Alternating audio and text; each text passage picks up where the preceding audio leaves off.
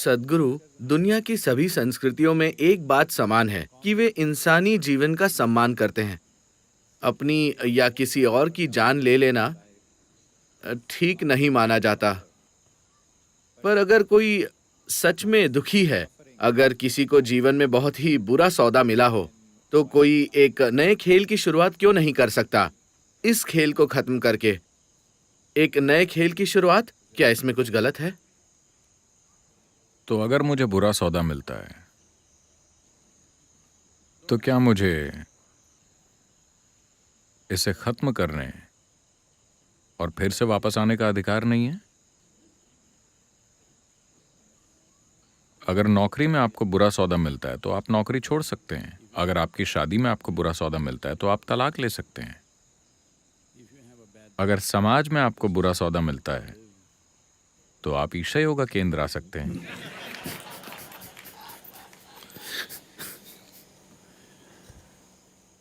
अगर ईशा योगा केंद्र में आपको बुरा सौदा मिलता है तो आप पहाड़ पर जा सकते हैं।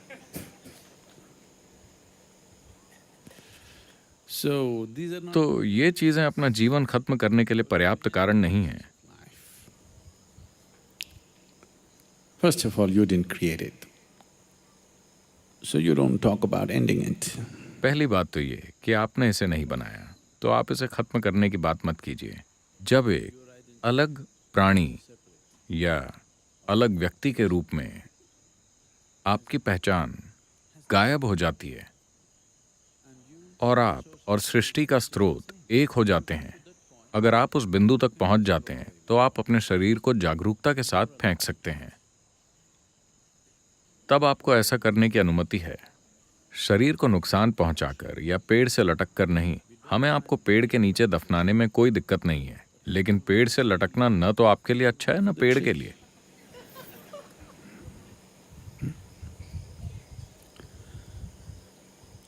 हम पहले ही ये देख चुके हैं कि चाहे सौदा अच्छा हो या बुरा हो, अगर आपके पास एक बड़ा लक्ष्य है तो हर चीज एक सीढ़ी है। हर चीज आपकी परम खुशहाली की सीढ़ी है। अगर आपने एक बड़ा लक्ष्य बनाया है तो जिस भी परिस्थिति में आप होते हैं उससे अपनी पहचान जोड़कर इतने फंस जाते हैं कि लगने लगता है कि मर जाना ही अच्छा है।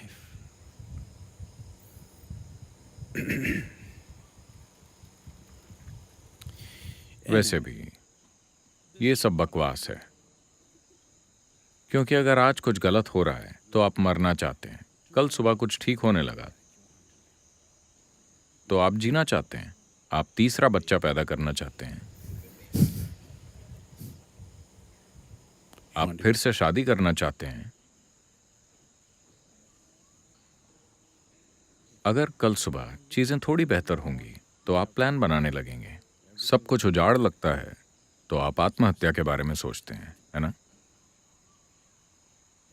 तो ये बस एक खेल है जो आप अपने मन में खेल रहे हैं।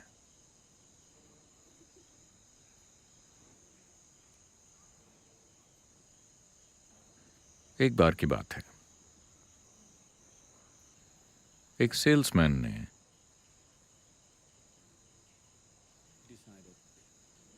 नए बने घरों में जाने का फैसला किया। उसने सोचा कि कोई भी सेल्समैन अब तक वहां नहीं गया होगा, क्योंकि ये घर नए बने हैं। तो वो वहां का सबसे पहला सेल्समैन बनना चाहता था। उसने जाकर सबसे पहले घर पर दस्तक दी। एक महिला ने आकर दरवाजा खोला। उस महिला के कुछ कहने से पहले ही वो उसके घर में घुस गया और गाय का खूब सारा गोबर लिया। अपने बैग से गाय का ताजा गोबर निकालकर घर के नए कारपेट पर फैला दिया और बोला, देखिए मेरे पास एक अनोखा वैक्यूम क्लीनर है। आप देखना, मैं इस कारपेट पर जितना भी गोबर पड़ा है सब साफ कर दूंगा और जरा भी बदबू नहीं रहेगी। अगर मैं ऐसा नहीं कर पाया तो मैं इस गोबर का हर एक टुकड़ा खा लूंगा। मैं खुद इसे खाऊंगा। तो उस महिला ने पूछा, क्या आपको थोड़ी टोमेटो सॉस चाहिए? Because क्योंकि हमारे घर में अभी तक बिजली नहीं है।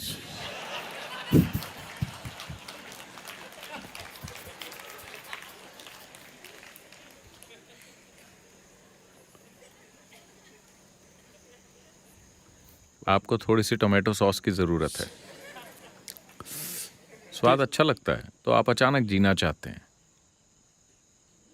सिर्फ गोबर खाते खाते आपको मरने की इच्छा होती है।